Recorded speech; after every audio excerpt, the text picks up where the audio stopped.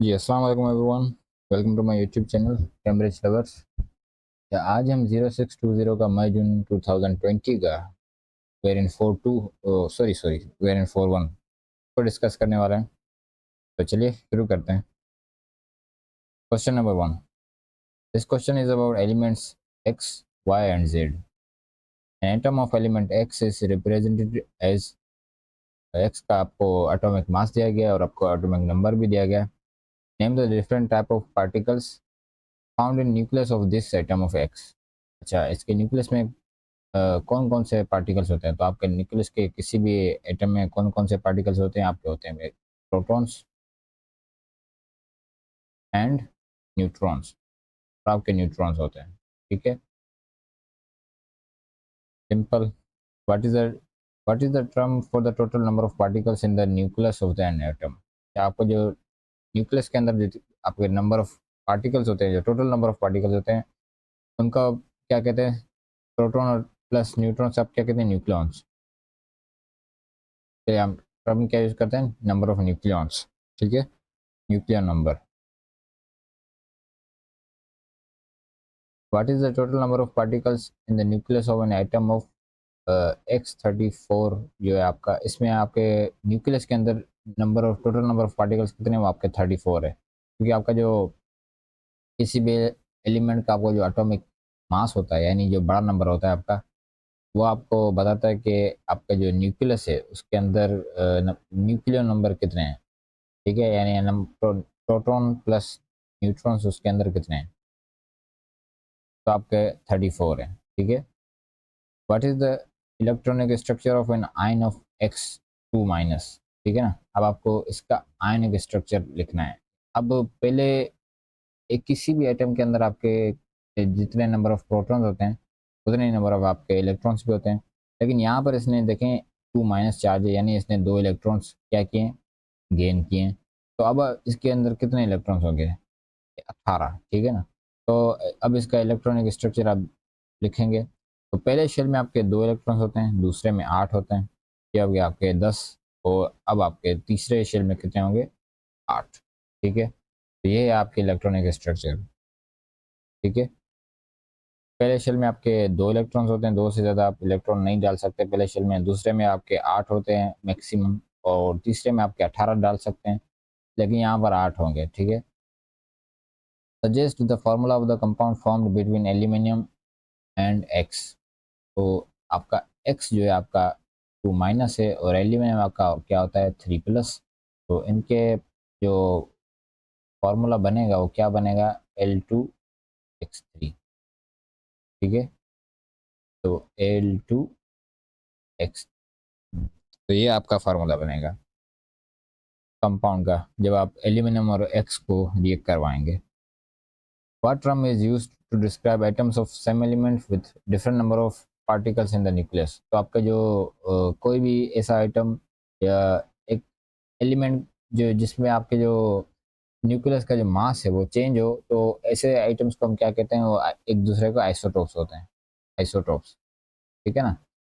तो आपके आइसोटोप्स में क्या होता है कि आपके जो एटम्स होते हैं उनका प्रोटॉन नंबर सेम होता है, और आपका जो न्यूट्रॉन नंबर होता है वो आपका डिफरेंट होता है। ठीक है, तो ऐसे एटम्स को हम क्या कहते हैं? आइसोटोप्स।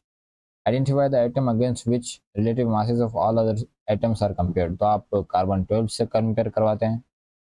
जब आप किसी भी एलिमेंट का आप AR जब आप कैलकुलेट करते हैं, तो उसको आप किससे कंपेयर करवाते हैं? कार्बन 12 एटम से। ठीक है, ये आपका स्टैंडर्ड एज ए यूज़ किया जाता है एलिमेंट कार्बन 12 कंपेयर करवाने के लिए। What is the name of the amount of any substance that contains 6.20 into 10 to the power 23 particles? तो ये आपका क्या होता है? इसको आप कहते हैं मोल। मोल। ठीक है ना। आपके एक मोल के अंदर आपके इतने नंबर ऑफ पार्टिकल्स होते हैं। ठीक है, तो उसको आपको नेम बताना था कि what is the name of the amount of any substance that contains this number of particles. तो इसको हम क्या कहते हैं? एक मोल के अंदर आपके इतने नंबर ऑफ पार्टिकल्स होते हैं। अब कांस्टेंट, जो इस नंबर का कांस्टेंट है हैज़ अ नेम। तो what is the name of this constant? तो इस कांस्टेंट का आपका नेम होता है एवागोड्रोस नंबर। ये आपका एवागोड्रोस नंबर होता है, या आप कह देंगे एवागोड्रोस कांस्टेंट। एवागेड्रो कांस्टेंट, ठीक है, ये आपका एवागेड्रो कांस्टेंट होता है। आगे बढ़ते हैं। Part C, part of the definition of relative atomic masses is the average mass of naturally occurring atoms of an element, ठीक है। Some relative atomic masses are not whole number, ठीक है। Element y has only two types of atoms, ठीक है। इसके आपके जो element y है उसके आपको दो आइसोटोप्स दिए गए, और आपके सिर्फ यही दो आइसोटोप्स होते हैं, two types of element naturally, ठीक है। The ratio of atoms present in element y is shown, ठीक है। ये आपको रेशियो दिया गया कि किस रेशियो में ये पाए जाते हैं नेचर के अंदर। अब आपको बोल रहा है कि रिलेटिव एटॉमिक मास कैलकुलेट करें y का to 1 decimal place.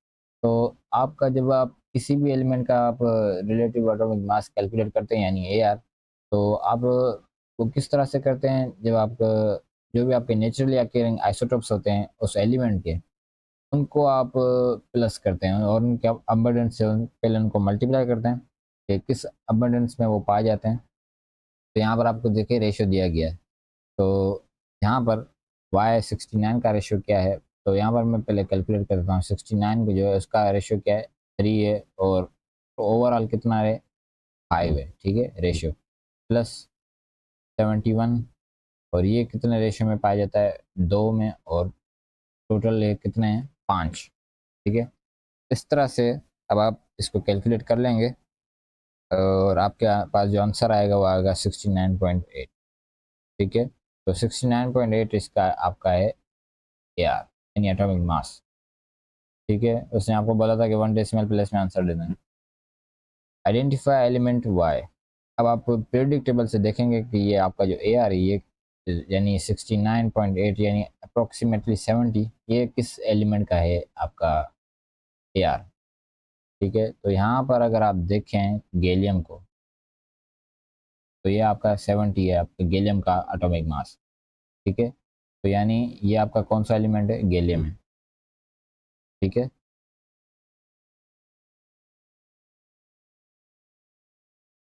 Gallium. Part D, element Z is in period 3 and group 5। तो आपको बोल रहा है कि आइडेंटिफाई एलिमेंट Z। तो आपका एलिमेंट Z जो है वो पीरियड 3 में, यहाँ पर पीरियड 3 में यानी ये पहला पीरियड, दूसरा पीरियड, तीसरा पीरियड, और ग्रुप 5 में, तो यानी ये फॉस्फोरस होगा, ठीक है, इजी। ये आपको मतलब देखें फ्री के मार्क्स हैं, इसमें कोई आपको मेहनत नहीं करनी पड़ती है। Phosphorus, explain in terms of electron transfer Y Z behave chemically as non metal. आपका जो जेड है वो नॉन मेटल क्यों बिहेव करता है केमिकली, क्योंकि ये आपका गेन करता है इलेक्ट्रॉन। फॉस्फोरस जब भी आप रिजेक्ट करता है तो ये इलेक्ट्रॉन्स को गेन करता है, और कितने इलेक्ट्रॉन्स गेन करता है, क्योंकि ये ग्रुप 3 का है, सॉरी सॉरी ग्रुप 3 का नहीं है, ये है ग्रुप 5 का, तो ये 3 इलेक्ट्रॉन्स को गेन करता है, ठीक है, इसके आउटर शेल की जो कॉन्फ़िगरेशन है उसको कंप्लीट करने के लिए, ठीक है। तो इट गेन्स 3 इलेक्ट्रॉन्स, ठीक है ना, ये 3 इलेक्ट्रॉन्स को गेन करता है, और आपके जो नॉन मेटल्स होते हैं वो इलेक्ट्रॉन्स गेन करते हैं, इसलिए ये नॉन मेटल के तौर पर बिहेव करता है। आपका जो मेटल्स होते हैं वो आपके हमेशा इलेक्ट्रॉन्स लूज करते हैं, ठीक है। Question number 2, magnesium is a metal, name and describe the bonding in magnesium. तो आप मैग्नीशियम एक मेटल है, तो मेटल्स के अंदर कौन सी टाइप ऑफ बॉन्डिंग होती है, आपके होते हैं मेटेलिक बॉन्डिंग, ठीक है। और आपकी मेटेलिक बॉन्डिंग को अब आपको डिस्क्राइब करना है, तो ये आपकी किस तरह की होती है, ये आपकी होती है attractions between positively, sorry, attraction between positively charged ions and sea of electrons, sea of electrons, ठीक है। आपके इसमें मेटेलिक बॉन्डिंग में आपका क्या होता है कि पॉजिटिवली चार्ज आयंस वो सी ऑफ इलेक्ट्रॉन्स के अंदर हेल्ड हुए होते हैं बाय स्ट्रॉन्ग फोर्सेस, ठीक है, bye strong attractions. Between positively यार, ये पॉजिटिवली की मैंने स्पेलिंग थोड़ी गलत लिख दी है, ठीक है।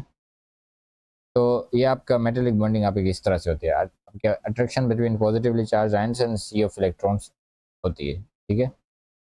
Part B, magnesium oxide is formed when magnesium burns in oxygen, ठीक है। complete the dot and cross diagram to show electronic arrangement of ions in the magnesium oxide. तो आपका जब मैग्नीशियम ऑक्साइड बनता है तो मैग्नीशियम आपके 2 इलेक्ट्रॉन्स लूज करता है, तो इसकी इलेक्ट्रॉनिक कॉन्फ़िगरेशन कंप्लीट हो जाती है, क्योंकि ये ग्रुप 2 का एलिमेंट है। और अब आपका ऑक्सीजन जो है वो 2 इलेक्ट्रॉन्स गेन करता है, ठीक है। तो इसके ऊपर 2 माइनस का चार्ज होता है, ठीक है। Show the electronic arrangement of ions in the magnesium oxide, the inner shell have been drawn, ठीक है, give the charge of the ions. अब आप पीरियोडिक टेबल से पहले देख लें कि मैग्नीशियम के पास टोटल कितने इलेक्ट्रॉन्स होते हैं, 12। और आपके ऑक्सीजन के पास कितने होते हैं, 8, ठीक है। तो 12 होते हैं, इसका प्रोटॉन नंबर है और इसका है 8, ठीक है। तो यानी पहले इनिशियली इनके पास मैग्नीशियम के पास 12 इलेक्ट्रॉन्स थे, अब इसने 2 इलेक्ट्रॉन्स किए हैं लूज, तो अब इसके पास कितने इलेक्ट्रॉन्स होंगे, 10, ठीक है। और इसके पास भी पहले 8 थे, अब इसने 2 गेन किए, तो इसके पास भी कितने होंगे, अब 10 हो गए, ठीक है। अब आपको ड्रॉ करना है, पहला एनर्शियल शेल जो है वो तो आपको ड्रॉ कर दिया गया है, ठीक है। तो यानी 2 जो इलेक्ट्रॉन्स हैं वो आपको ड्रॉ कर दिए गए, बाकी बचे 8, वो 8 आपको ड्रॉ करने हैं, ठीक है। तो ये आपको ड्रॉ करने हैं, तो डॉट यहाँ से मैग्नीशियम को शो किया गया, तो 8 इलेक्ट्रॉन्स आपको इस तरह से शो करना है, ठीक है। और इसका चार्ज भी आपको बताना है, तो 2 प्लस चार्ज है, और ऑक्सीजन का कितना होगा, 2 माइनस। और ये आपका ऑक्सीजन, आपके ऑक्सीजन के अंदर वैलेंस शेल के अंदर आपके, ये क्योंकि ग्रुप 6 का एलिमेंट है, तो वैलेंस शेल के अंदर इसके पास आपके इनिशियली कितने होंगे, 6 इलेक्ट्रॉन्स होंगे। अब इसने 2 इलेक्ट्रॉन्स गेन किए हैं, तो वो जो 2 इलेक्ट्रॉन्स इसने गेन किए हैं वो आपको डॉट से शो करने हैं, क्योंकि ये इसने मैग्नीशियम से गेन किए, तो आपको ये दिखाना है कि ये मैग्नीशियम के जो है वो इलेक्ट्रॉन्स हैं, ठीक है। आगे समझ, ठीक है। Part 2, right the chemical equation for the reaction that occurs when magnesium Burns in oxygen. जब आपका मैग्नीशियम बर्न होता है ऑक्सीजन में, उसकी आपको इक्वेशन लिखनी है। तो आपका मैग्नीशियम ऑक्साइड बना रहा है और इसको आपको बैलेंस भी करना है, ठीक है। बैलेंस जब भी आप लिखते हैं किसी भी इक्वेशन को, उसको बैलेंस लाजमी किया गया है, ठीक है। कई बार उसका भी एक मार्क्स होता है, ठीक है। तो द इलेक्ट्रॉनिक अरेंजमेंट, ठीक है। Part C, magnesium oxide also forms when magnesium nitrate is heated strongly, this is an endothermic reaction, ठीक है। Write a chemical equation for this reaction, ठीक है। अब आपका जो मैग्नीशियम नाइट्रेट है, या जो भी आपके ग्रुप 2 के नाइट्रेट्स होते हैं, उनको जब आप डिकम्पोज करते हैं तो आपका बनता है मैग्नीशियम ऑक्साइड, और आपका बनता है नाइट्रोजन डाइऑक्साइड, और आपकी बनती है ऑक्सीजन, ठीक है। इसको आप बैलेंस कर दें, और ये आपके ये जो आपका है इस तरह के इक्वेशन डिकम्पोजिशन ऑफ नाइट्रेट की, ये आपको याद करनी है, ठीक है। क्योंकि आपके जो ग्रुप 2 के जितने भी आपके होते हैं कंपाउंड्स, तो वो आपके नाइट्रेट्स जो होते हैं ग्रुप 2 के, वो आपके सारे इस तरह से डिकम्पोज होते हैं। इनफैक्ट आपके जो भी ट्रांजिशन के जो कंपाउंड्स होते हैं नाइट्रेट्स के, वो भी आपके इस तरह से डिकम्पोज होते हैं। सिर्फ आपके जो सोडियम नाइट्रेट है और पोटेशियम नाइट्रेट है, उनमें एक एक्सेप्शन है कि वो इस तरह से डिकम्पोज नहीं होते, क्योंकि वो हाईली स्टेबल होते हैं। तो वो उसको आप इस तरह हीट के ज़रिए आप उसको डिकम्पोज नहीं कर सकते, ठीक है। तो वो डिकम्पोज होते भी है तो बिल्कुल कम होते हैं, वो आपके नाइट्रेट से नाइट्राइड बना देते हैं और ऑक्सीजन बनाते हैं, ठीक है। तो वो एक एक्सेप्शन है। बाकी आपको जो जनरली आपके जो जितने भी आपके दूसरे होते हैं कंपाउंड्स, वो आपके इस तरह से नाइट्रेट्स होते हैं, वो आपके इस तरह से डिकम्पोज होते हैं। तो ये आपको याद करना है, ठीक है। याद कर लें कि किस तरह से होते हैं। आपका एक ऑक्साइड बनता है मेटल का, और आपकी नाइट्रोजन डाइऑक्साइड बनती है और ऑक्सीजन बनती है, ठीक है। टाइप ऑफ रिएक्शन कौन सा है, तो अब आप इसको हीट कर रहे हैं स्ट्रांगली और इसको डिकम्पोज करते हैं, तो ये कौन सा है, थर्मल डिकम्पोजिशन, थर्मल डिकम्पोजिशन, ठीक है। और थर्मल डिकम्पोजिशन आपका एंडोथर्मिक रिएक्शन होता है, ठीक है। Name two other compounds of magnesium that form magnesium oxide when heated. अच्छा, दो और कंपाउंड्स जिनको हम हीट करते हैं तो उनसे भी आपको मैग्नीशियम ऑक्साइड मिल सकता है, तो वो आपके बताने हैं। तो उनमें से एक तो है आपका मैग्नीशियम कार्बोनेट, ठीक है। कार्बोनेट्स को जब आप करते हैं मैग्नीशियम कार्बोनेट, कार्बोनेट्स को भी जब आप हीट करते हैं तो आपको जो आपका ऑक्साइड होता है वो मिलता है किसी भी मेटल का, और दूसरा आपको मिलती है कार्बन डाइऑक्साइड, ठीक है। तो पहला आपको क्या लिखना है, मैग्नीशियम कार्बोनेट, और दूसरा आपको मैग्नीशियम हाइड्रोक्साइड। मैग्नीशियम हाइड्रोक्साइड, इसके अंदर आप जब इसको हीट करते हैं तो वाटर आपके पास जो है वो एवापोरेट हो जाता है, तो आपको मैग्नीशियम ऑक्साइड मिलेगा, ठीक है। तो magnesium hydroxide. Question number 3, sulfur dioxide is used to manufacture sulfuric acid. In the first stage of this process, sulfur dioxide is obtained from sulfur containing ores, ठीक है। तो name one of these ores। आपके जो syllabus में आपके जो है वो सल्फर की ओर्स हैं, वो आपके दो हैं। एक आपकी होती है गैलिना, जो आपकी होती है लीड की, लीड सल्फाइड, और दूसरी आपकी होती है जिंक ब्लेंड, जिसमें आपका होता है जिंक सल्फाइड, ठीक है। तो इनमें से आप कोई भी लिख दें, मैं यहाँ पर जिंक जिंक ब्लेंड लिख देता हूँ, ठीक है, लेकिन गैलिना भी लिख दें वो भी सही है, ठीक है। तो आपके ये सिलेबस में ये दो आपकी सल्फर कंटेनिंग ओर्स हैं, इनमें से आप कोई भी लिख दें। Part B, the next stage of this process is a reaction which can reach equilibrium, ठीक है। और ये आपको जो शो किया गया, ये आपका कॉन्टैक्ट प्रोसेस में आपका जो है जिसमें आप सल्फ्यूरिक एसिड बनाते हैं, इसके अंदर आपका जो मेन स्टेप होता है वो आपका ये होता है, जब आप सल्फर डाइऑक्साइड को कन्वर्ट करते हैं सल्फर ट्राइऑक्साइड में। इसकी आपकी जो कंडीशंस होती हैं इस रिएक्शन की, यानी कौन सा कैटलिस्ट होता है, कितना टेम्परेचर होता है, कितना प्रेशर होता है, ये सारी चीज़ें आपको पता होनी चाहिए, याद होनी चाहिए, ठीक है। विच कैन रीच इक्विलिब्रियम, ठीक है। The equation for this reaction is shown. Describe two features of equilibrium. अब आप यहाँ पर ये इक्विलिब्रियम है, तो ये आपको बोल रहा है कि फीचर्स बताएं कि इक्विलिब्रियम के कौन से फीचर्स होते हैं। तो याद रखें, किसी भी इक्विलिब्रियम के तीन फीचर्स होते हैं, ठीक है। पहला, याद रख, ये आपको याद करना है कि कौन से फीचर्स होते हैं। पहला फीचर तो ये होगा कि आपका जो रेट ऑफ फॉरवर्ड रिएक्शन होगा और रेट ऑफ बैकवर्ड रिएक्शन वो सेम होगा, ठीक है। जब आपका इक्विलिब्रियम बन गया है तो आपका जो फॉरवर्ड रिएक्शन और बैकवर्ड जो रिएक्शन का जो रेट है वो सेम होगा। और दूसरा फीचर ये होगा कि आपके जो कंसनट्रेशन होगी आपके रिएक्टेंट्स की और प्रोडक्ट्स की, वो आपके इक्विलिब्रियम पर कांस्टेंट होगी। अब यहाँ पर मैंने कांस्टेंट कहा है, ये ज़रा ध्यान रखिएगा, कांस्टेंट का है, मैंने सेम नहीं कहा। कांस्टेंट होगी, सेम हो भी सकती हैं, नहीं भी हो सकती हैं, ठीक है। रिएक्टेंट्स की और प्रोडक्ट्स की कंसनट्रेशन सेम हो भी सकती है, नहीं हो सकती, लेकिन आपकी कांस्टेंट होगी, ठीक है। इक्विलिब्रियम जब बन गया है तो जितनी आपकी कंसंट्रेशन शुरू में अभी at the start of equilibrium, आपके एंड पर भी आपके रिएक्टेंट्स की और प्रोडक्ट्स की कंसंट्रेशन वही होगी, ठीक है। और तीसरा फीचर होता है इक्विलिब्रियम का कि आपका जो रिएक्शन होता है वो रिवर्सिबल होता है। आपका इक्विलिब्रियम हमेशा एक रिवर्सिबल रिएक्शन में ही होता है, ठीक है। तो इनमें से आप कोई भी दो लिख दें। मैं यहाँ पर लिख देता हूँ कि रिएक्शन इज रिवर्सिबल, ठीक है। इरिवर्सिबल रिएक्शंस में आपके इक्विलिब्रियम नहीं बनता, ठीक है। और दूसरा, rate of forward reaction, rate of forward reaction is equals to rate of backward reaction. Forward reaction आपका बैकवर्ड रिएक्शन के बराबर होता है, ठीक है।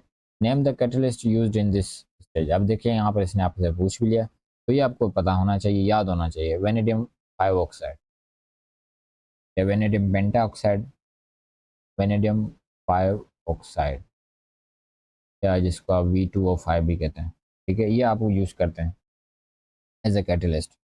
आपको नाम बताना था। Why is catalyst use. अब आप कैटलिस्ट यूज़ क्यों करते हैं, to increase rate of reaction. आपका कैटलिस्ट जो है आपका रेट बढ़ाता है, to increase rate of reaction, ठीक है। आपका जब कैटलिस्ट क्यों डालते हैं आप रेट बढ़ाने के लिए कैटलिस्ट डालते हैं, ठीक है। आपका जो कैटलिस्ट है इसका आपकी जो यील्ड होती है उस पर कोई भी अफेक्ट नहीं होता, ठीक है। ये जस्ट आपका रेट को इंक्रीज करता है, और वो किस तरह से इंक्रीज करता है, ये आपकी एक्टिवेशन एनर्जी है वो उसको कम करता है। दूसरे पाथ से वो थोड़ा डिटेल्ड है, लेकिन यहाँ पर आपको सिर्फ यही याद करना है कि आपका जो कैटलिस्ट है वो इंक्रीज जो करता है, रेट करता है, ठीक है। Explain in terms of particles why higher temperature increases rate of this reaction. High temperature आपका जो है वो रेट क्यों बढ़ाता है? तो जब आप किसी भी रिएक्शन को जब आप हीट करते हैं तो आप उसके जो अंदर पार्टिकल्स होते हैं उनकी एनर्जी को बढ़ाते हैं, ठीक है। तो जब आप पार्टिकल्स की एनर्जी को बढ़ाते हैं तो वो ज़्यादा, ज़ाहिर सी बात है, ज़्यादा कोलाइड करेंगे और उनके पास ज़्यादा एनर्जी होगी, ठीक है। तो यहाँ पर आप क्या लिखेंगे? पार्टिकल्स हैव मोर एनर्जी, ठीक है। और जब आपके पार्टिकल्स के पास मोर एनर्जी है तो वो ज़्यादा मूव करेंगे फास्टर, और बहुत ज़्यादा मतलब तेज़ी से कोलाइड करेंगे, ठीक है। Particles have more energy so they collide more frequently, ठीक है। तो आपके जो फ्रीक्वेंसी है आपकी वो बढ़ जाएगी कोलिजन की, ठीक है, कि आपके जल्दी जल्दी आपके कोलाइड करना शुरू कर जाएंगे, ठीक है। और दूसरा आपका जो मेन पॉइंट है वो आपको ये लिखना है कि more particles have energy greater than activation energy, ठीक है। अब इसका मतलब क्या होगा कि आपके जो ग्रेटर देन एक्टिवेशन एनर्जी, ठीक है, आपके जो पार्टिकल्स हैं ज़्यादा पार्टिकल्स होंगे जिनकी एनर्जी एक्टिवेशन एनर्जी से ज़्यादा होगी। तो इसका मतलब ये है कि आपका जो कोई भी सक्सेसफुल कोलिजन जब तब होती है जब आपके जो रिएक्टिंग पार्टिकल्स होते हैं उनकी एनर्जी एक्टिवेशन एनर्जी से ज़्यादा हो, ठीक है। अगर आपकी एनर्जी उस पार्टिकल की एक्टिवेशन एनर्जी से ज़्यादा है तो वो कोलाइड भले कितना भी करे तो प्रोडक्ट्स में कन्वर्ट नहीं होता, तो उसको हम कहते हैं कि इनसक्सेसफुल कोलिजन, ठीक है। सक्सेसफुल कोलिजन आपकी तब होती है जब आपके कोई भी पार्टिकल जब कोलाइड करे तो वो आपकी कोलिजन उसको प्रोडक्ट्स में कन्वर्ट कर दे रिएक्टेंट से, ठीक है। और वो आपकी तब होती है जब आपकी एनर्जी जो पार्टिकल्स की होती है वो एक्टिवेशन एनर्जी से ज़्यादा होती है। तो यहाँ पर जब आप इसको हीट कर रहे हैं तो आपको पार्टिकल्स की क्या कर रहे हैं, आप एनर्जी बढ़ा रहे हैं। तो ज़्यादा पार्टिकल्स ऐसे होंगे जिनकी एक्टिवेशन एनर्जी से ज़्यादा एनर्जी होगी, ठीक है। तो ज़्यादा नंबर ऑफ कोलिजन्स होंगे वो सक्सेसफुल होंगी, तो इस तरह से आपका रेट जो है वो इंक्रीज होगा। ये आपको पॉइंट लाजमी लिखना है जब आप से ये कहे कि टेम्परेचर बढ़ाने से रेट क्यों इंक्रीज होता है, तो ये आपको ये पॉइंट याद कर लें कि more particles have energy greater than activity, ठीक है। बाकी आप 3-4 पॉइंट्स बना दीजिएगा कि पार्टिकल्स के पास ज़्यादा एनर्जी होती है और जब वो ज़्यादा कोलाइड करते हैं ज़्यादा फास्टर मूव करते हैं, ठीक है। तो इस तरह से Part 5. In this stage, only a moderate temperature of 450 degree Celsius is used. What does this suggest about the forward reaction? तो आपका जो फॉरवर्ड रिएक्शन है वो एक्सोथर्मिक होता है, ठीक है। कॉन्टैक्ट प्रोसेस में आपका जो ये आपका जो इक्विलिब्रियम है इसके अंदर जो आपका फॉरवर्ड रिएक्शन होता है ये आपका एक्सोथर्मिक होता है, तो इसलिए आप जो है वो मॉडरेट टेम्परेचर 450 यूज़ करते हैं, ठीक है। क्योंकि अगर आप ज़्यादा टेम्परेचर यूज़ करते हैं तो आपकी जो इक्विलिब्रियम है वो आपका बैक साइड पर जाएगा, ठीक है। तो आपको यील्ड कम मिलेगी। असल में तो 450 भी बहुत ज़्यादा है, लेकिन इससे कम आप नहीं कर सकते क्योंकि आपके इससे कम आपका कैटलिस्ट जो है वो प्रॉपर्ली आपका वर्क नहीं करेगा और आपका जो रेट है वो भी बहुत कम होगा। तो ये आपका एज ए मॉडरेट टेम्परेचर आप यूज़ करते हैं। ये आपको याद होना चाहिए कि कॉन्टैक्ट प्रोसेस में आपको कितना टेम्परेचर आप यूज़ करते हैं, 450, ठीक है, याद कर लें। Calculate the percentage by mass of sulphur in sulphur trioxide. Sulphur trioxide के अंदर आपकी सल्फर की कितनी परसेंटेज है, तो सल्फर का मास क्या होता है, ये आप प्रोडक्ट टेबल से देख लें। सल्फर का होता है आपका 32 और ऑक्सीजन का होता है 16, ठीक है। तो सल्फर आपका है 32 और ऑक्सीजन होता है आपका 16। यहाँ पर 3 ऑक्सीजन है तो यहाँ पर मल्टीप्लाई कर दें तो 48, ठीक है। तो यहाँ पर आपको सल्फर की परसेंटेज बतानी है 32 और यहाँ पर ये ओवरऑल कितना होगा, 80 मेरे ख्याल से, हाँ 80 होगा, 80 मल्टीप्लाई बाय 100, तो यहाँ पर आपको इसकी परसेंटेज मिल जाएगी 40%। ठीक है, तो परसेंटेज ऑफ सल्फर क्या है, 40 है। ठीक है, आगे बढ़ते हैं। Part C, concentrated sulfuric acid is a dehydrating agent which can chemically remove water from substances. ठीक है, both hydrated copper to sulfate crystals are and sucrose, the sugar, can be completely dehydrated by concentrated sulfuric acid. आपका जो concentrated sulfuric acid होता है वो आपका dehydrating agent होता है, यानी ये किसी भी सब्सटेंस में जब आप इसको ऐड करते हैं तो उसके अंदर जो वाटर है ये उसको उड़ा देता है, खत्म कर देता है वाटर को। आपकी जो शुगर होती है वो आपकी शुगर बनती है ग्लूकोज से, और ग्लूकोज का आपका फार्मूला आता है C6H12O6। तो इसके से अंदर जो है आपका H2O है यानी वाटर है, ये आपका रिमूव कर देता है, तो आपका बचता क्या है, सिर्फ कार्बन बचता है। तो यानी आपको अब देख कभी ये यूट्यूब पर देखा भी होगा ये एक्सपेरिमेंट, कि जब आप शुगर में आपका थोड़ा कंसनट्रेटेड सल्फ्यूरिक एसिड डालते हैं तो आपका ये कार्बन बनता है। ठीक है, तो ये नहीं, ये जो आपका ग्लूकोज के अंदर ये वाटर है H12O6, ये आपको उड़ा देता है, जो 6 मोल्स ऑफ वाटर है 10 को उड़ा देता है, सिर्फ आपके पास कार्बन बचता है। ठीक है, और यहाँ पर ये शुगर है, ये सुक्रोज है, इसके अंदर भी ये यही करेगा। ठीक है, name the solid product form. ठीक है, यहाँ पर सुक्रोज के अंदर क्या फॉर्म होगा, कार्बन फॉर्म होगा। ठीक है, क्योंकि आपका जो जो H2O है, यानी ये पूरा हाइड्रोजन और ऑक्सीजन का जो है H2O वाटर पूरा उड़ा देगा। और दूसरा आपका जो हाइड्रेटेड है आपका कॉपर टू सल्फेट, इसमें से भी आपका वाटर का ये उड़ा देगा, तो आपके पास क्या बनेगा, anhydrous, anhydrous copper two sulphate. ठीक है, एनहाइड्रस कॉपर टू सल्फेट। तो ये आपको पता होना चाहिए कि कंसनट्रेटेड सल्फ्यूरिक एसिड का क्या यूज़ होता है। ये आपका डिहाइड्रेटिंग एजेंट होता है, किसी भी सब्सटेंस में से आपको वाटर रिमूव करना होता है तो आप ये कंसनट्रेटेड सल्फ्यूरिक एसिड को यूज़ करते हैं। लैब में आपको ये नहीं दिया जाता क्योंकि ये बहुत ही ज़्यादा कोरोसिव होता है। ठीक है, when propane 1 mole is heated with concentrated sulfuric acid as a catalyst, unsaturated hydrocarbon of relative molecular mass 42 is formed and one other product। ठीक है, what is mean by term unsaturated? Unsaturated आप इसको कहते हैं organic की terms में, कि जिसके अंदर आपके जो है वो कार्बन कार्बन डबल बॉन्ड्स हो, या आपके जो है मतलब सिंगल बॉन्ड्स ना हो, सिर्फ आपके अंदर एक डबल बॉन्ड लाजमी होना चाहिए, यानी एक डबल बॉन्ड हो या ट्रिपल बॉन्ड हो, तो इसको हम कहते हैं कि ये आपका है वो अनसैचुरेटेड है। तो इसका आप क्या लिखेंगे, not all carbon carbon bonds are single.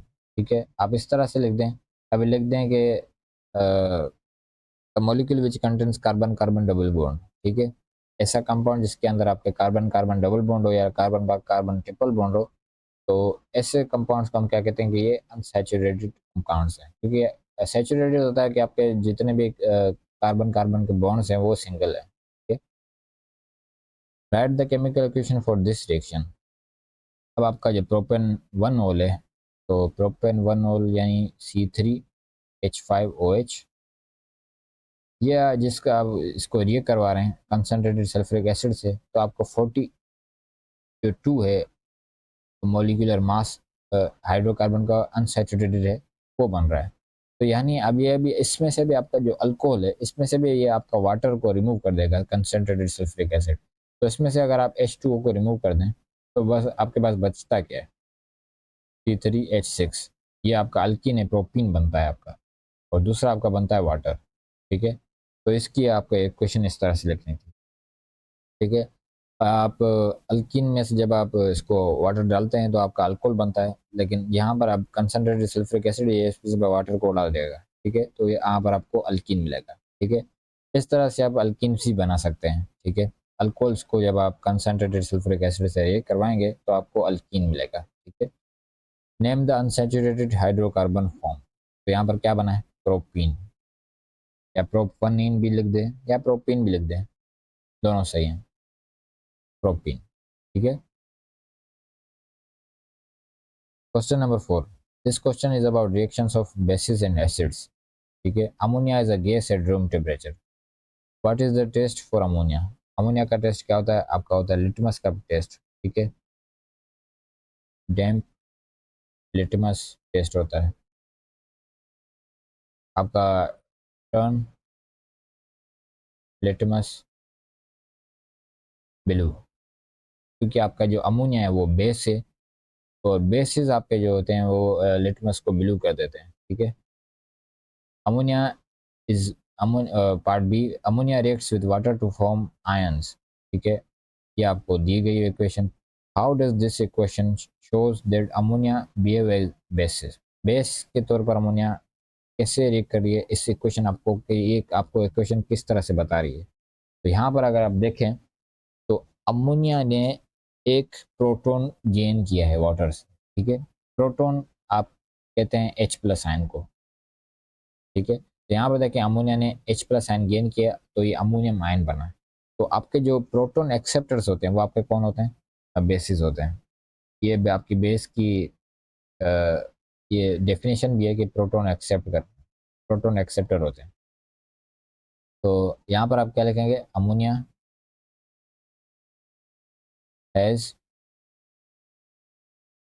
Accepted proton. ठीक है। इसने प्रोटॉन को एक्सेप्ट किया तो यानी ये बेस है। आपके जो एसिड्स होते हैं वो आपके प्रोटॉन्स को डोनेट करते हैं, और बेसिस जो है वो उनको एक्सेप्ट करते हैं। Aqueous ammonia is described as weak base, तो suggest the pH of aqueous ammonia. Weak base है तो इसकी पीएच जो है वो ज़्यादा नहीं होगी, कम होगी। तो यहाँ पर मैं 10 कर देता हूँ, 10। ठीक है, 9 या 10 इतनी होगी। आपके जो स्ट्रॉन्ग बेसिस होते हैं उनकी पीएच आपकी 13-14 होती है, और आपके जो वीक बेसिस होते हैं उनकी 10, 11 या 9 इस तरह से होती है उनकी। ठीक है। तो इस रेंज में आप कोई भी लिख दें। Describe what is seen when aqueous ammonia is added to aqueous copper two sulphate until no further change is seen. तो जब आप लैब में आपने परफॉर्म किया होगा, तो जब आप कॉपर टू सल्फेट में आप अमोनिया डालते हैं, तो पहले जब आप फ्यू ड्रॉप्स डालते हैं तो आपका प्रेसिपिटेट बनता है, ब्लू प्रेसिपिटेट। फिर जब आप इसको एक्सेस में डालते हैं अमोनिया को, तब आपका डार्क ब्लू सॉल्यूशन बनता है। ठीक है। आपका जो प्रेसिपिटेट होता है वो डिजोल्व हो जाता है और डार्क ब्लू सॉल्यूशन बनता है। ठीक है। तो पहले आप क्या करेंगे, फर्स्टली ब्लू precipitates या ब्लू पीपीटी इज फॉर्म्ड। ठीक है। Then when added in excess PPT dissolves, फिर आपकी जो पीपीटी है वो डिजोल्व हो जाती है and gives dark blue solution. ठीक है। फिर आपको जो है वो डार्क ब्लू सॉल्यूशन मिलता है। ये आपके टेस्ट हैं आपके अमोनिया के आयंस के साथ, आपके जो मेटल रसायन होते हैं उनके साथ। तो ये आपको टेस्ट आपको सारे याद होने चाहिए।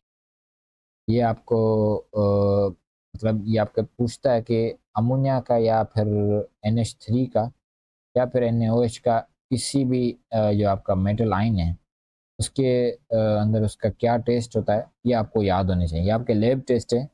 ये आपको मेरे ख्याल से आपका जो प्रैक्टिकल का होता है आपका at the end of the chapter, आपका होता है चैप्टर प्रैक्टिकल का, तो उसमें आपको ये सारे टेस्ट दिए होते हैं। बुक में अगर आप पढ़ेंगे तो आपका NaOH का और NH3 का किसी भी मेटल जो कंपाउंड है उसके अंदर जो आयंस होते हैं मेटल्स के, उनके अंदर इसका क्या होता है इम्पैक्ट, तो वो आपको पता होना चाहिए। एक्सिस में क्या होता है और जब आप फ्यू ड्रॉप्स डालते हैं उसमें क्या होता है। यहाँ पर इसने आपसे कॉपर का पूछता है, कभी आपसे आयरन का भी पूछ सकता है, आयरन 2 का क्या होता है, आयरन 3 का क्या होता है। तो यह सारे टेस्ट आपको याद होने चाहिए। अगर इसमें आप ये याद नहीं करेंगे तो यहाँ पर आप आंसर नहीं कर पाएंगे। ठीक है। यहाँ पर देखिए इसने आपको कोई भी क्लू नहीं दिया। और वो आपको टेबल भी नहीं देगा, आपको खुद पता करनी है, ठीक है। तो ये आपको टेस्ट याद होने चाहिए।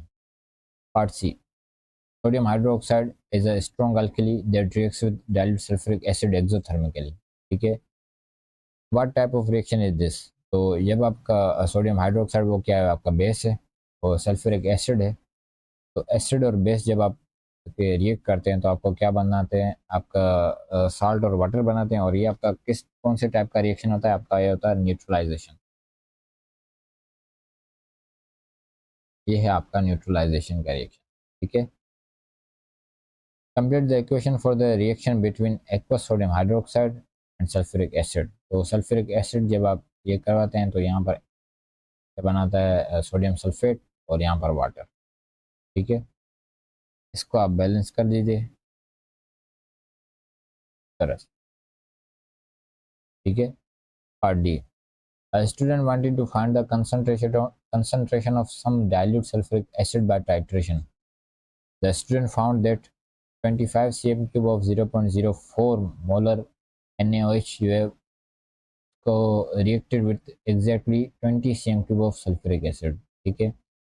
Name a suitable indicator to use. अब आप इसकी टाइट्रेशन करवा दें तो आप कौन सा भी इंडिकेटर जो है वो नेम्ड इंडिकेटर वो आप यूज़ कर दें। फेनोल्फेथिलीन यूज़ कर सकते हैं आप, या थाइमोल्फेथिलीन भी यूज़ करते हैं सकते हैं, या मिथाइल ऑरेंज यूज़ कर सकते हैं। मैं यहाँ पर मिथाइल ऑरेंज ले लेता हूँ। लेकिन यहाँ पर आप यूनिवर्सल इंडिकेटर नहीं यूज़ कर सकते, क्योंकि आपके जो यूनिवर्सल इंडिकेटर होता है वो आपको रेंज ऑफ कलर देता है, ठीक है। जितने जैसे जैसे आपको ये डालते जाएंगे आपका NaOH, वैसे वैसे वो उसका सॉल्यूशन का कलर चेंज होता जाएगा, तो आपका रेंज ऑफ कलर मिल जाता है आपको, तो आपका एंड पॉइंट जो है वो आपका मिल नहीं पाता, ठीक है। तो यूनिवर्सल इंडिकेटर्स जो है आपका वो इन ऐसी टाइट्रेशन से आप नहीं यूज़ कर सकते यूनिवर्सल इंडिकेटर, ठीक है। तो यहाँ पर आप मिथाइल ऑरेंज यूज़ कर सकते हैं, ठीक है। तो मिथाइल ऑरेंज जो है इसका कलर आपका एसिड में आता है आपका रेड, और बेसिस में होता है ये येलो, ठीक है। ये कलर भी आपको याद करना है कि किस इंडिकेटर का किस में एसिड में या बेस में कौन सा कलर होता है, ये चीज़ें आपको याद करनी है, ठीक है। Calculate concentration of sulphuric acid in mol per dm cube using following steps. पहले आपको पूछ रहा है कि नंबर ऑफ मोल्स कितने हैं NaOH के। तो यहाँ पर मोल्स का फार्मूला क्या होता है, N=CV, और कंसंट्रेशन आपको दी गई है NaOH की, यह है 0.04, मल्टीप्लाई बाय वॉल्यूम भी आपको दिया गया 25, लेकिन यहाँ पर वॉल्यूम जो आपका DMQ में होना चाहिए, ठीक है। तो यहाँ पर आपको इसका मोल्स मिल जाएंगे 0.001 मोल, ठीक है। 0.01 मोल आपका ये आपके NaOH के मोल्स हैं। अब आपको रिड्यूस करने हैं moles of sulphuric acid that reacts with 25 cm cube of NaOH। अब ये आप रिड्यूस करेंगे बाय रेशियो, और रेशियो आपको पता चलेगा इक्वेशन से। तो यहाँ पर इक्वेशन में आप देखें कि सोडियम हाइड्रोक्साइड का और सल्फ्यूरिक एसिड का रेशियो क्या है। तो वो आपका है NaOH का रेशियो और सल्फ्यूरिक एसिड का रिएक्शन का क्या है, वो 2:1 है। यानी 2 NaOH के जो मोल्स हैं वो ये कर रहे हैं 1 मोल ऑफ सल्फ्यूरिक एसिड से, ठीक है। अब यहाँ पर आपके NaOH के कितने मोल्स हैं, 0.001 मोल्स हैं। तो ये आपके कितने मोल्स ऑफ सल्फ्यूरिक एसिड से आपके रिएक्ट करेंगे। तो यहाँ पर एक्स की वैल्यू क्या होगी, 0.0005, ठीक है। तो इस तरह से आप रेशियो से बताते हैं कि मोल्स कितने रिएक्ट करेंगे, ठीक है। पहले आप की जो एक एलिमेंट है उसका आप मोल्स निकालते हैं, फिर रेशियो से आप दूसरे के जो मोल्स नीडेड होते हैं वो आप फाइंड आउट कर देते हैं, ठीक है। अब आपको बोल रहा है कि calculate concentration of sulphuric acid. तो सल्फ्यूरिक एसिड के आप कंसंट्रेशन के लिए फिर से आप यही फार्मूला यूज़ करेंगे, N=CV, और यहाँ पर आप कंसंट्रेशन को सब्जेक्ट बना लें। वो अब आपका मोल्स आपने यहाँ पर फाइंड किए कंसनट्रेटेड सल्फ्यूरिक एसिड के, सल्फ्यूरिक एसिड के सॉरी सल्फ्यूरिक एसिड के आपने मोल्स फाइंड कर लिए। और दूसरा यहाँ पर वॉल्यूम जो है ये आपने इसको आपने यहाँ पर इसने आपको दिया गया 20 cm3। तो 20 cm3 ऑफ वॉल्यूम, ये आपने इसको आपको DMQ में कन्वर्ट करना लाजमी है, ठीक है। डिवाइड करेंगे आप इसको 1000 से, तो यहाँ पर आपको जो है इसकी कंसंट्रेशन मिल जाएगी।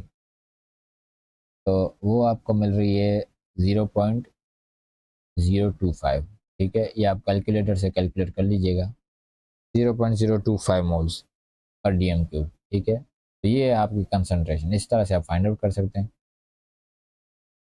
Part 3, calculate concentration of 0.04 mole per dm cube of NaOH इन ग्राम पर डीएम क्यूब, ठीक है। अब आपको मोल पर डीएम क्यूब से आपको ग्राम पर डीएम क्यूब में आपको कन्वर्ट करना है। तो यहाँ पर मोल का फार्मूला क्या होता है, mole is equals to mass upon MR या AR, ठीक है।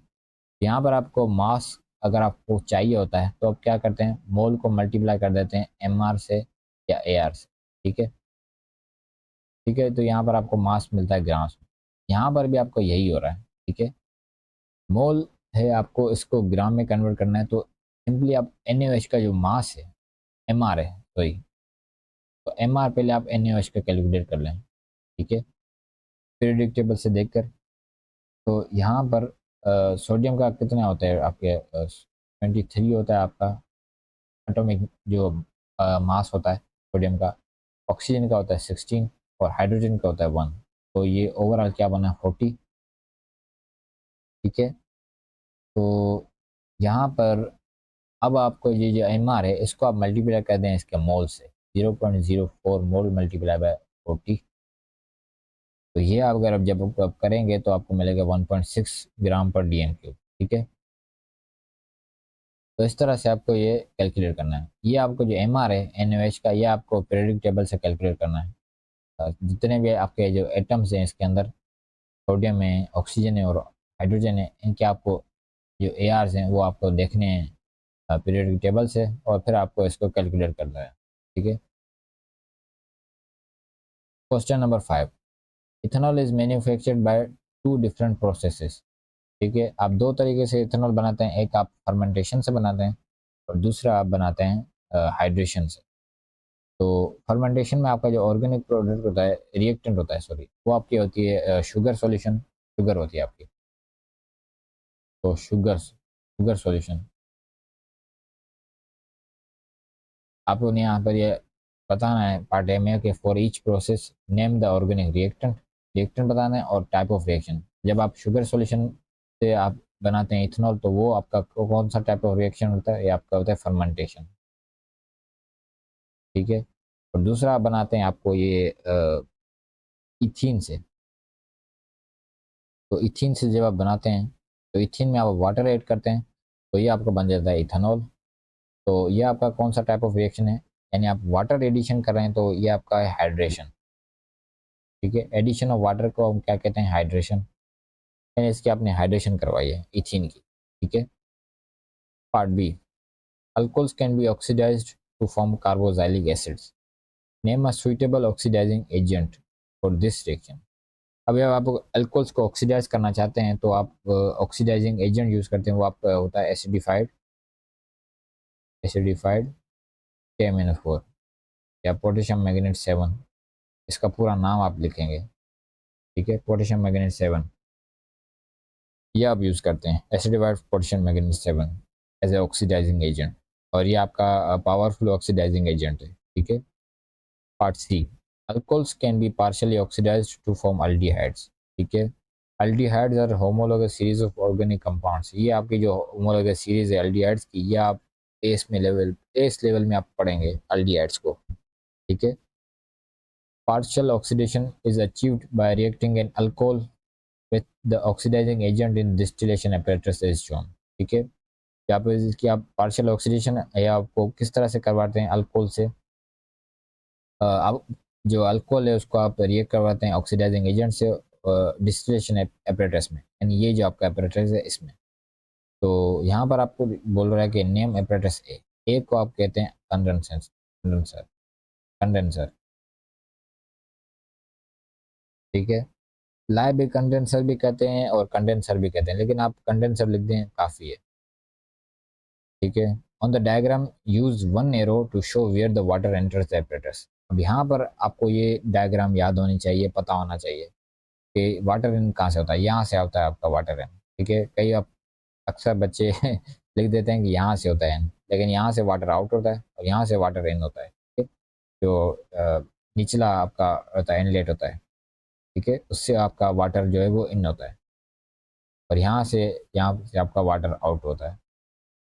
ठीक है, तो ये आपको पता होना चाहिए, ये अक्सर पूछता है कि where water enters the apparatus. ठीक है, part D, the table show some information about aldehydes. ठीक है, अब यहाँ पर आपको कंप्लीट द टेबल, कंप्लीट करनी है टेबल को। तो यहाँ पर देखें कि इथेनॉल, प्रोपेनॉल और ब्यूटेनॉल है, तो यहाँ पर ये इसका नेम क्या होगा, मिथेनॉल। ठीक है, मिथेनॉल होगा। और यहाँ पर अगर आप देखें मॉलिक्यूलर फार्मूला, पहले आप इसका फार्मूला बताने से पहले ब्यूटेनॉल का आप इसका जनरल फार्मूला कैलकुलेट कर लें। तो यहाँ पर अगर मैं सी को लिखूँ एन, यानी आप एक कार्बन है तो यहाँ पर मैं एन लिख देता हूँ। ठीक है, और ऑक्सीजन हाइड्रोजन जो है वो उसको मैं कर देता हूँ 2n लिख सकता हूँ ना, कि क्योंकि आपका जो एन है यहाँ पर 1 है, तो यहाँ पर एक कार्बन है तो यहाँ पर 2 हाइड्रोजन है। ठीक है, इसका भी आप जनरल फार्मूला लिख दें इथेनॉल का भी, तो इसका भी आपका बनेगा CnH2nO। इसका भी क्या बनेगा, CnH2nO। तो इसका भी क्या बनेगा, CnH2nO, H2NO। ठीक है, तो यानी आपका जो अल्डिहाइड है उसका आपका जो जनरल फार्मूला वो क्या है, CnH2nO है। तो इसमें अगर आप अब एन की जगह अगर आप 4 लिखें तो क्या बनेगा, C4H8O। ठीक है, तो ये ब्यूटेनॉल का फार्मूला है। अब यहाँ पर देखें, इसने आपसे पूछ लिया कि जनरल फार्मूला बताएं एल्डिहाइड का, तो वो क्या है आपका, CnH2nO। ठीक है, तो इस तरह से आप जो आपका न्यू होमोलॉगस सीरीज होती है सवाल में, तो उसके आप इस तरह से जनरल फार्मूला भी कैलकुलेट कर सकते हैं। तो आपको 3-4 मेंबर आपको दे देगा, तो उनमें से आपको देखते हुए बताना है कि इसका जनरल फार्मूला क्या होता है। ठीक है, सिंपल है, इतना मुश्किल भी नहीं है। ठीक है, part G, the structural formula of ethanol is shown. ठीक है, द कार्बन कार्बन कार्बन जो ऑक्सीजन डबल बॉन्ड है group in aldehyde is at the end of the carbon chain. This is the reactive part of the molecule. Okay. What is the name given to the reactive part of any organic molecule? जो आपका reacting part होता है उसको आप कहते हैं functional group. Aldehydes के अंदर आपका ये होता है फंक्शनल ग्रुप। ठीक है, फंक्शनल ग्रुप। और आपके जितने भी होमोलॉगस सीरीज होती हैं उनके अंदर आपके जो फंक्शनल ग्रुप होते हैं वही आपके रिएक्टिंग पार्ट्स होते हैं। ठीक है, और सारे में आपके जो जितने भी आपके होमोलॉगस सीरीज होती है उसके अंदर जितने भी आपके मेंबर्स होते हैं उनके अंदर फंक्शनल ग्रुप सेम होता है, तो इसलिए आपकी जो केमिकल प्रॉपर्टीज होती हैं आपकी होमोलॉगस सीरीज की वो आपकी सिमिलर होती हैं। ठीक है, फंक्शनल ग्रुप की वजह से, क्योंकि आपका फंक्शनल ग्रुप सेम होता है सब में, तो आपका रिएक्टिंग पार्ट ही वही है, तो आपका फंक्शनल ग्रुप जब सेम है तो आपकी जो केमिकल प्रॉपर्टीज होती हैं वो आपकी सिमिलर होती है। ठीक है, part 2, complete the dot and cross diagram to show the electronic arrangement of a molecule of ethanol. ठीक है, inner shells have been drawn. ठीक है, अब आपको इसकी इलेक्ट्रॉनिक कॉन्फ़िगरेशन बतानी है। कार्बन को इसने आपको शो किया डॉट से, तो यहाँ पर मैं डॉट डॉट से शो कर देता हूँ। कार्बन के अंदर जो वैलेंस शेल में इसके इलेक्ट्रॉन्स होते हैं वो होते हैं आपके 4, क्योंकि आपके जो कार्बन होता है वो होता है C12 6 होता है, तो 6 होते हैं, तो 2 होते हैं आपके पहले शेल में और 4 होते हैं आपके वैलेंस शेल में। ठीक है, 2 इसने आपको पहले ड्रॉ कर दिए हैं और 4 इसके होंगे आपके आउटर शेल में, तो 1 2 3 4। हाइड्रोजन के पास होता है एक होता है इलेक्ट्रॉन होता है। ठीक है, तो वो इसने यहाँ पर शेयरिंग में यूज़ कर दिया। अब यहाँ पर दूसरा कार्बन है। ठीक है, उसका भी आप ड्रॉ करेंगे इस तरह से ही, डॉट। ठीक है, क्योंकि यहाँ पर इसने आपको डॉट ही दिया गया। ठीक है, यहाँ पर भी डॉट। अब यहाँ पर ऑक्सीजन है, इसके साथ इसने डबल बॉन्ड बनाया है। ठीक है, तो यानी यहाँ पर कितना होगा, ये इस तरह से होगा, आपको शो करना है। ठीक है, यहाँ पर 2 इसने इलेक्ट्रॉन्स किए हैं शेयर ऑक्सीजन के साथ। ठीक है, और ऑक्सीजन के अंदर आपके होते हैं आपका 8 16 होते हैं। ये आपका होता है प्रोटॉन नंबर और ये आपका होता है एटॉमिक मास ऑक्सीजन का। तो यहाँ पर इसकी अगर आप इलेक्ट्रॉनिक कॉन्फ़िगरेशन लिखें तो वो आपकी बनती है 2 6, यानी ऑक्सीजन के आपके जो वैलेंस शेल में होता है आपके 6 इलेक्ट्रॉन्स होते हैं। और ये आपका ग्रुप नंबर से भी आप बता सकते हैं, आपका ग्रुप नंबर कौन सा है ऑक्सीजन का, 6 है, तो यानी इसके वैलेंस शेल में इलेक्ट्रॉन्स कितने होंगे, 6 होंगे। तो यहाँ पर चार, दो इसने शेयर कर दिया, बाकी चार जो है वो आपको इसको आपको ड्रॉ करने हैं। ठीक है, इस तरह से क्रॉस से। और यहाँ पर कार्बन जो है, हाइड्रोजन जो है वो उसको आप क्रॉस से शो कर देंगे। बाकी सारी आपको इस तरह से आपको बनाना है स्ट्रक्चर। तो ये आपका इलेक्ट्रॉन कॉन्फ़िगरेशन जो है आपकी इथेनॉल की, वो आप इस तरह से शो करेंगे। ठीक है, आगे बढ़ते हैं। Part F, propanone belongs to homologous series called ketones. Ketones have same जो कार्बन डबल बॉन्ड ऑक्सीजन है group as aldehyde, but the carbon जो है ग्रुप है is not at the end of the carbon chain. Propanone has same molecular formula as propanol. ठीक है, propanone का आपका same molecular formula जो आपका प्रोपेनल का है। आपके जो प्रोपेनॉन है ये भी आप पढ़ेंगे एस लेवल में। ठीक है, सिर्फ इसमें फ़र्क क्या होता है अल्डिहाइड और आपका जो कीटोन्स में और अल्डिहाइड्स में फ़र्क ये होता है कि आपका जो कार्बन कार्बन ये जो बॉन्ड है, ये कीटोन्स में आपका जो है वो एंड पर नहीं होता, और आपके अल्डिहाइड्स में ये एंड पर होता है। ठीक है, आपने यहाँ पर अभी देखा भी, अल्डिहाइड्स के अंदर ये जो आपका कार्बन कार्बन डबल बॉन्ड है ये आपका एट द एंड है, लेकिन जब आप कीटोन में होते हैं तो कीटोन में आपका ये एंड पर नहीं होता, ये आपका बिटवीन द चेन होता है। ठीक है, तो पहले पार्ट में आपसे क्या पूछ रहा है, what term is used to describe molecules with different structures but with the same molecular formula. तो ऐसे को हम क्या कहते हैं, ये आइसोमर्स हैं, स्ट्रक्चरल आइसोमर्स। स्ट्रक्चरल आइसोमर्स जिनके अंदर आपके जो है वो मॉलिक्यूल्स के स्ट्रक्चर्स डिफरेंट होते हैं, लेकिन जो उसमें मॉलिक्यूलर फार्मूला होता है वो सेम होता है। ठीक है, तो ऐसे कंपाउंड्स को हम क्या कहते हैं, structural isomers of each other. ठीक है, suggest the structure of propanone. तो प्रोपेनॉन का स्ट्रक्चर आपको बताना है। ये होता है आपका इस तरह से, तीन होते हैं ना आपके प्रोपेनॉन है तो तीन कार्बन होंगे, तो ये आपका बीच में होगा कार्बन कार्बन डबल बॉन्ड। बाकी आपका यहाँ पर CH3 और H, ये आप इस तरह से ड्रॉ करेंगे इसका स्ट्रक्चर। ठीक है,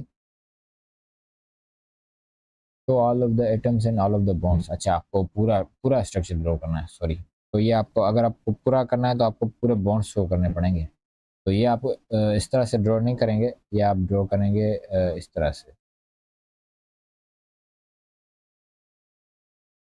show all of the atoms, यहाँ पर देखें, ये आपको ज़रूर देखना है कि show all of the atoms और ऑल ऑफ द बॉन्ड्स वो कह रहा है कि नहीं। वो कह रहा है कि पूरे एटम्स और बॉन्ड्स जो है आपको शो करने हैं, यानी आपको यहाँ पर पूरा डिस्प्लेड फार्मूला बताना है। ठीक है, तो इस तरह से आपको ये डिस्प्लेड फार्मूला लिखना है पूरा। अगर आप ये पूरा ड्रॉ करके नहीं बताएंगे उसको तो वो आपके मार्क्स को डिडक्ट करेगा। ठीक है, आगे बढ़ते हैं। यहाँ पर आपका पेपर कंप्लीट हो गया है। तो आई होप आपको ये वीडियो पसंद आई होगी, और अगर आपको इसमें से कोई भी क्यूरी हो तो आप मुझसे कमेंट्स में पूछ सकते हैं। मैं कोशिश करूँगा कि आपको जल्दी रिप्लाई कर दूँ। और तब तक अपना ख्याल रखें, इंशाल्लाह आपसे जल्द मुलाकात होगी अगली वीडियो में। अल्लाह हाफिज़।